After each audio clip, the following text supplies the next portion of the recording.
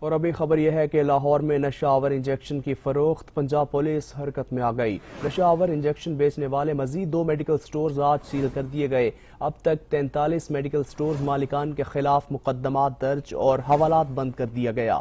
اسی پر بات کرنے کے لیے نمائندہ 7 نیوز ملک مشتاق ہمارے ساتھ موجود ہیں۔ ملک مشتاق، بالآخر پنجاب پولیس حرکت میں آ گئی، کتنے میڈیکل سٹورز کو نوٹسز جاری کر دیے گئے ہیں اور کتنے میڈیکل سٹور سیل کر دیے گئے ہیں؟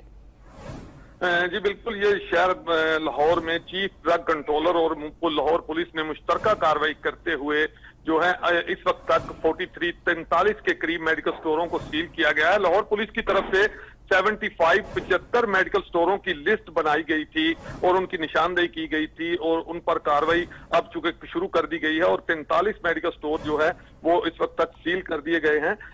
اس کے علاوہ سی سی پی او لاہور کی طرف سے 1214 پر ایک فون آپ کر سکتے ہیں، کیونکہ شہریوں کو کہا گیا ہے کہ آپ اپنے علاقے میں ایسے تمام میڈیکل سٹور کی نشاندہی کریں جہاں سے ایسی نشہ آور چیزیں، ڈرگ یا نشے کے انجیکشن جو ہیں وہ بک رہے ہیں۔